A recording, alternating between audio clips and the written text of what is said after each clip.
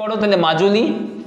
যদি বলা হয় এটা ব্রহ্মপুত্র নদীতে, জোরহাট আসাম 880 স্কোয়ার কিলোমিটার, প্রথম দ্বীপ জেলা।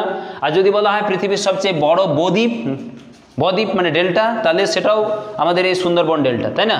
আর যদি বলা হয় পৃথিবীর সবচেয়ে বড় দ্বীপ, তখন হচ্ছে গ্রিনল্যান্ড। গ্রিনল্যান্ড, এই গ্রিনল্যান্ডটা বলতে পারবে যে কোন দেশের অধীনে রয়েছে? ডেনমার্ক, তাই না? ডেনমার্কের অধীনে রয়েছে।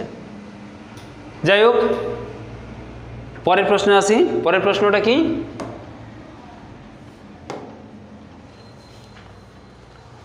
নদীর মাঝামাঝি গতিপথে কোন ভূমিরূপ দেখা যায়? ভি আকৃতির উপত্যকা, মিয়ান্ডার, জলপ্রপাত না ক্যানিয়ন? ভি আকৃতির উপত্যকা উচ্চ গতিতে বললাম, জলপ্রপাতও উচ্চ গতি দেখা। জলপ্রপাতটা একটু বলে দিই, জলপ্রপাতটা কীরকম ব্যাপারটা?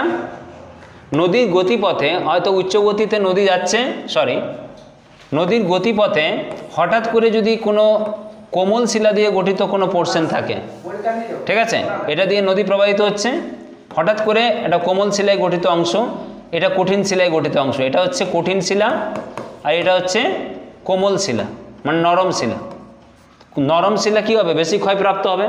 তো জলের প্রবাহের ফলে এই জায়গাটা ক্ষয়ভূত হয়ে কী হচ্ছে?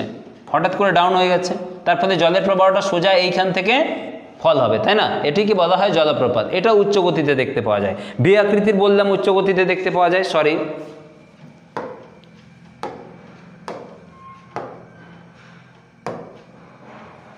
ভি আকৃতির বললাম উচ্চ গতিতে দেখতে পাওয়া